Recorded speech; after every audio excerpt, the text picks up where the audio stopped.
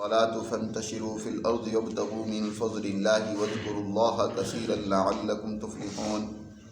وَإِذَا رَأَوْا تِجَارَةً أَوْ لَهْوًا انفَضُّوا إِلَيْهَا وَتَرَكُوكَ قَائِمًا قُلْ مَا عِنْدَ اللَّهِ خَيْرٌ مِنَ اللَّهْوِ وَمِنَ التِّجَارَةِ وَاللَّهُ خَيْرُ الرَّازِقِينَ صدق اللہ العظیم۔ یہ سورۃ الجمعہ کا دوسرا رکوع ہے۔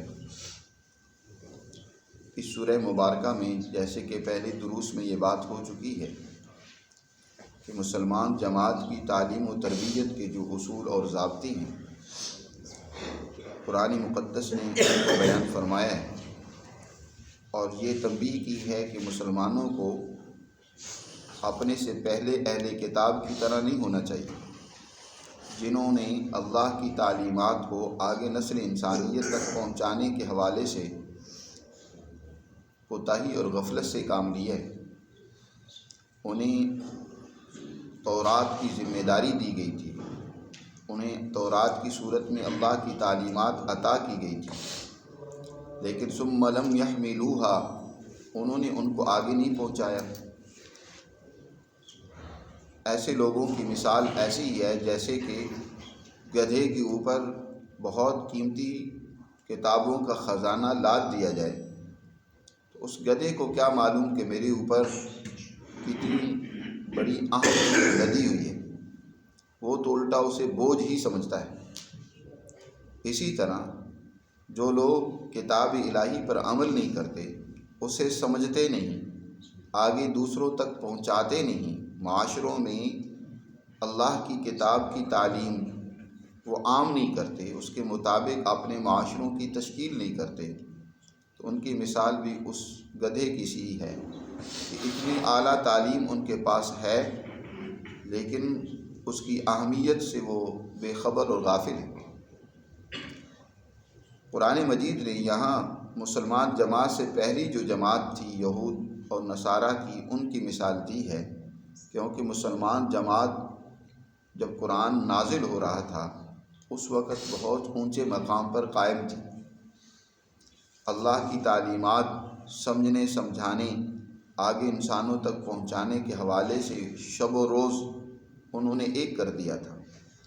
بڑی سے بڑی قربانی دینے کے لیے وہ تیار تھے، کوئی رکاوٹ انہیں اللہ کے دین کو پھیلانے کے حوالے سے غالب کرنے کے حوالے سے روک نہیں سکتی تھی۔ لیکن رفتہ رفتہ مسلمانوں میں بھی وہی روش اور حالت پیدا ہونا شروع ہو گئی ہے جو اہل کتاب کی تھی۔ نبی کریم صلی اللہ علیہ وسلم نے اس حوالے سے بھی تنبیہ فرمائی تھی کہ لَتَتَّبِعُنَّ الْيَهُودَ وَالنَّصَارَى حَذْوَ النَّعْلِ بِالنَّعْلِ، تم بھی یہود و نصارہ کے قدم بقدم چلو گے،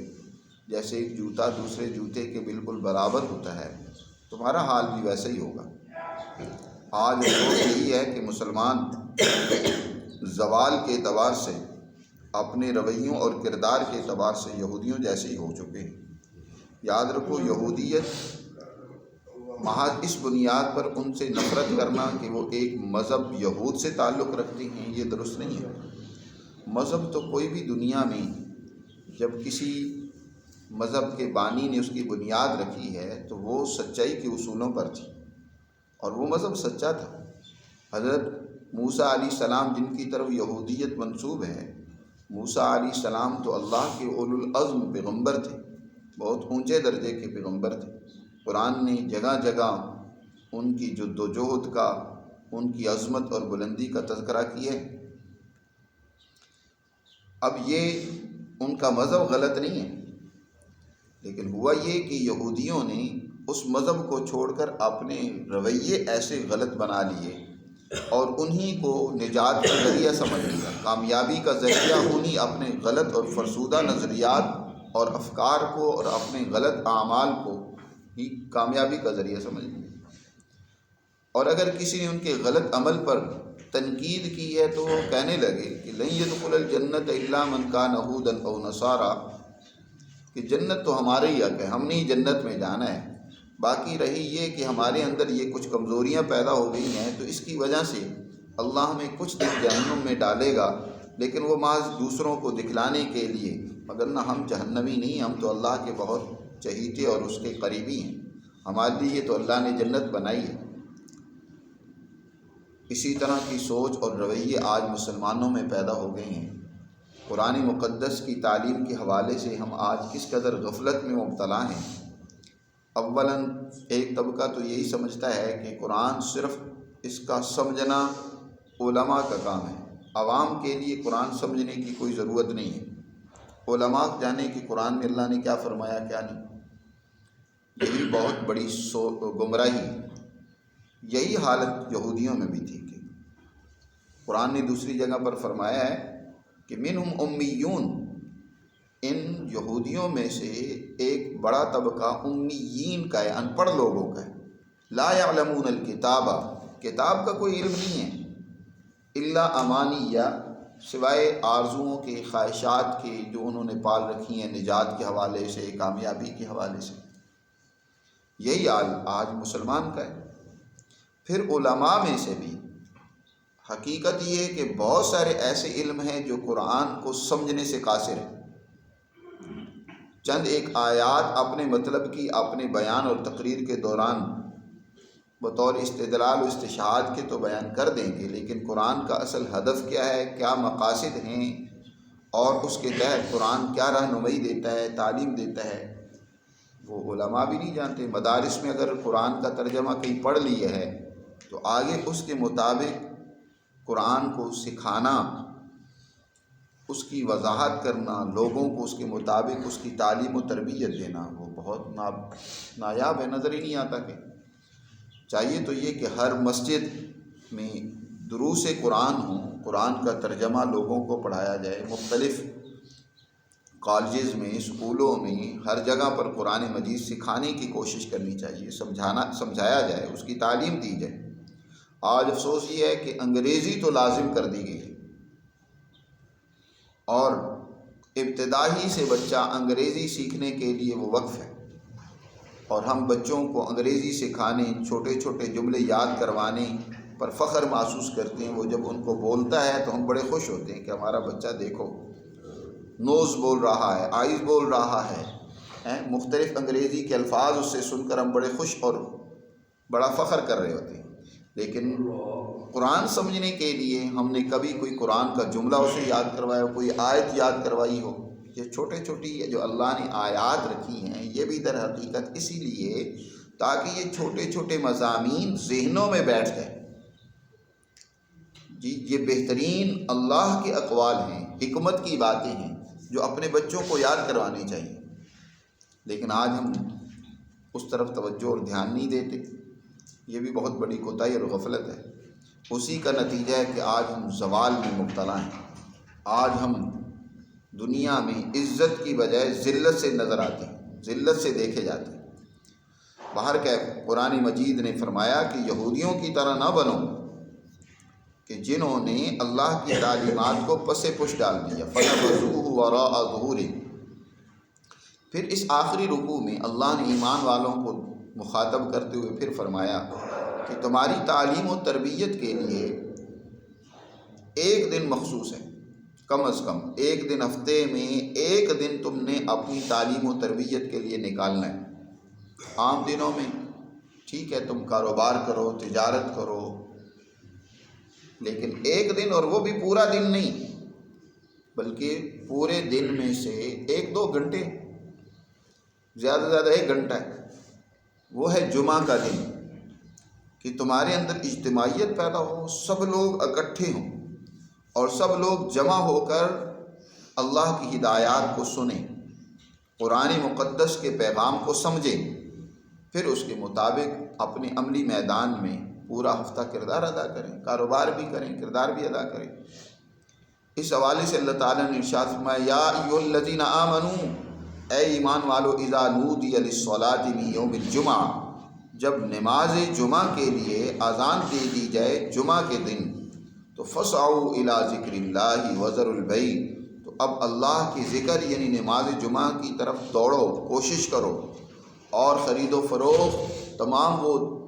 چیزیں اور معاملات جو جمعہ کے راستے میں یا اس اجتماع کے راستے میں رکاوٹ بنتی ہیں ان کو چھوڑ دو۔ ذالکم خیر لکم ان کنتم تعلمون، یہ تمہارے لیے بہت بہتر ہے اگر تم جانو۔ جمعہ اس کے اندر جمعیت کے معنی پائے جاتے ہیں، اکٹھے ہونے کے معنی پائے جاتے ہیں۔ یہ طریقہ کار اسلام سے پہلے بھی تھا، اور اس دن کو اسلام سے پہلے زمانہ جاہلیت میں یوم العروبہ کہا جاتا تھا۔ اس دن میں در حقیقت کعب بن لوئی انہوں نے اس دن کے اندر اپنے قبیلے اور خاندان کو جمع کرنے کا طریقہ رائج کیا تھا کہ وہ اس دن لوگوں کو اکٹھا کرتے، ان سے مشاورت کرتے، اپنے قبیلے کی ترقی کے حوالے سے انہیں واعظ و نصیحت کرتے تھے۔ بلکہ نبی کریم صلی اللہ علیہ وسلم کے آنے کی جو روایات پہلے سے چلی آ رہی تھیں ان کو بیان کرتے، اس حوالے سے اپنی قوم اور قبیلے کو تیار کیا کرتے تھے۔ اور اسلام سے پہلے تاریخ تعمیر کعبہ سے جانی جاتی تھی۔ حضرت اسماعیل و ابراہیم علیہ السلام نے جو بیت اللہ کو بنایا تھا تو اس دن سے تاریخ کا آغاز کیا جاتا تھا۔ پھر جب کعب بن لوئی کا انتقال ہو گیا تو پھر اس کے بعد سے تاریخ ان کی اس وفات سے شروع ہونے لگی، یہاں تک کہ عام الفیل جس سال ہاتھیوں کے ذریعے سے حبشیوں نے بیت اللہ پر حملہ کرنا چاہا، اسی سال حضور صلی اللہ علیہ وسلم کی ولادت باسعادت ہوئی ہے۔ تو پھر بعد میں اس سے عام الفیل سے جو ہے وہ تاریخ شروع کر دی گئی اور شمار کی جانے لگی۔ پھر بعد میں نبی کریم صلی اللہ علیہ وسلم نے نبوت ملنے کے بعد 13 سال مکہ میں گزارے، پھر مدینہ کی طرف ہجرت کی، تو پھر تاریخ کا اب آغاز مسلمانوں نے ہجرت سے کیا، کیونکہ وہ مسلمانوں کے لیے ایک بہت بڑا انقلاب تھا۔ اس لیے آج ہجری، سنہ ہجری جو ہم بولتے سمجھتے یا تاریخی حوالے سے اس کو جانتے ہیں، تو وہ آپ کی ہجرت سے پھر شروع ہوئی۔ تو آپ سے پہلے بھی عربوں کے ہاں اس کا رواج تھا، یوم العروبہ یعنی جمعہ کے دن وہ اکٹھے ہوتے تھے۔ عروبہ عربی میں کہتے ہیں بہت عظمت والی اور فضیلت والی چیز کو، اہم چیز کو، تو اس دن کو انہوں نے بڑی اہمیت دی ہوئی تھی کہ اس دن وہ جمع ہوتے تھے۔ آپ صلی اللہ علیہ وسلم نے مدینہ منورہ میں ہجرت کرنے سے پہلے اپنے سفیر، اپنے نمائندہ، اپنے مبلغ مصعب بن عمیر رضی اللہ تعالیٰ عنہ کو ہدایت دے کر بھیجا کہ جا کر وہاں لوگوں کو قرآن مقدس کے ذریعے سے تعلیم دو، ان کی تربیت کرو۔ ان کی کاوشوں سے بہت زیادہ لوگ مسلمان ہو گئے، تو اب ایک اجتماع کی ضرورت ہوئی۔ اسعد بن زرارہ رضی اللہ تعالیٰ عنہ ایک صحابی ہیں، ان کے گھر پر لوگ جمع ہوتے تھے جمعہ کی دن، اور اس طریقے سے اس روز تعلیم و تربیت کا سلسلہ جاری ہوتا تھا۔ مکہ میں جمعہ کا باقاعدہ آغاز نہیں ہوا۔ پھر اس کے بعد نبی کریم صلی اللہ علیہ وسلم جب ہجرت فرما کر قباء میں آ کر سب سے پہلے آپ نے قیام کیا، حضرت کلثوم بن خدم انصاری رضی اللہ تعالیٰ عنہ کے گھر میں قباء میں حضور کا قیام رہا۔ آپ صلی اللہ علیہ وسلم نے یہاں مختلف روایات کے مطابق 3، بعض روایت میں آتا ہے 10 روز یہاں قیام فرمایا، 5 روز، 13 روز کی روایات ہے۔ آپ نے یہاں قیام فرمایا، اور یہاں پر ان کی ایک زمین تھی جہاں وہ کھجوریں بکھیرا کرتے اور ان کو خشک کیا کرتے تھے، وہ حضور صلی اللہ علیہ وسلم نے لے کر وہاں مسجد قباء، یا جس کو بعض مفسرین کے مطابق مسجد تقوی قرآن نے لقب دی ہے، اس کی بنیاد رکھی گئی، اور پھر یہیں سے حضور صلی اللہ علیہ وسلم جمعہ کے روز مدینہ منورہ کے لیے روانہ ہوئے۔ بعض صورت اس پر پھر بات کریں گے۔ تو قرآن مجید نے یہاں فرمایا کہ اے ایمان والو، جب جمعہ کے روز، جمعے کی اہمیت اس وقت سے ذہنوں میں بٹھا دی گئی کہ جمعہ کا دن تمہارے لیے انتہائی اہم ہے، اس لیے جمعہ کے روز جب مسلمانوں کو نماز جمعہ کے لیے بلایا جائے اور اس میں خطبہ دینے کے لیے، انہیں اللہ کا پیغام سنانے کے لیے جو خطبہ ہوتا ہے، در حقیقت آپ جانتے ہیں کہ جمعہ کے روز ظہر کی نماز حالانکہ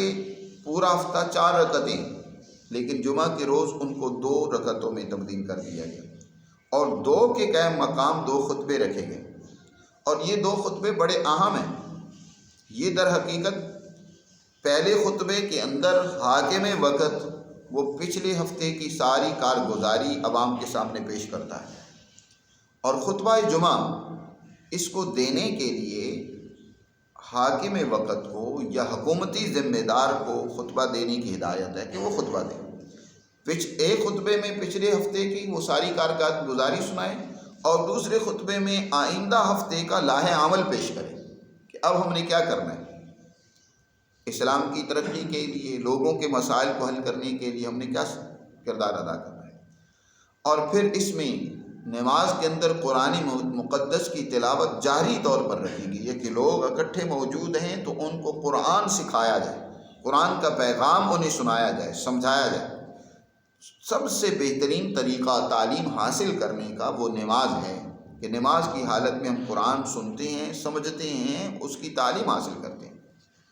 صبح و فجر کی نماز میں لمبا قرآن پڑھنے کا حکم ہے کہ زیادہ مقدار میں قرآن پڑھا جائے، جاری آواز سے پڑھا جائے، کیونکہ وہ وقت انتہائی یکسوئی کا ہوتا ہے، اللہ کی طرف زیادہ سے زیادہ متوجہ ہونے، قرآن کو سمجھنے کے لیے ذہن فریش ہوتے ہیں، دماغ خالی ہوتے ہیں۔ اسی طرح جمعہ کے روز بھی کیونکہ لوگ کثرت سے جمع ہوتے ہیں، علاقہ بھر کے لوگ سارے موجود ہوتے ہیں، تو ان کو جہری آواز سے قرآن مجید سنانے کا حکم دیا گیا تاکہ ان تک اللہ کا یہ پیغام پہنچے۔ آج ہم رسمی طور پر یہ اعمال تو کر لیتے ہیں، لیکن اس کے پیچھے جو اصل حقیقت اور روح اور مقاصد ہیں ان سے ہم بے خبر اور غافل ہیں۔ جمعے کی اہمیت ہی ہمارے یہاں اب تو ختم ہوتی جا رہی ہے، لوگ جمعے کے دن بھی مسجدیں خالی اور ویران ہوتی ہیں، بہت کم لوگ ہیں جو مسجدوں میں پہنچتے ہیں، اس وقت بھی کاروبار چل رہے ہیں۔ اللہ نے حالانکہ سختی سے منع فرمایا کہ فَاسْعَوْا إِلَىٰ ذِكْرِ اللَّهِ وَذَرُوا الْبَيْعَ، اب اللہ کے ذکر یعنی خطبہ سننے کے لیے، جمعہ پڑھنے کے لیے دوڑو اور چلو، اور تمام خرید و فروخت اور وہ معاملات جو اس معاملے میں یعنی ذکر اللہ کے راستے میں رکاوٹ ڈالنے والی ہو سکتی ہیں انہیں چھوڑ دو، یہی تمہارے لیے بہتر ہے اگر تم جان لو۔ مزید اس حوالے سے اگلی آیات میں تعلیم دی گئی ہے، اس پر پھر بات کریں گے۔ اللہ ہمیں سمجھ نصیب فرمائے۔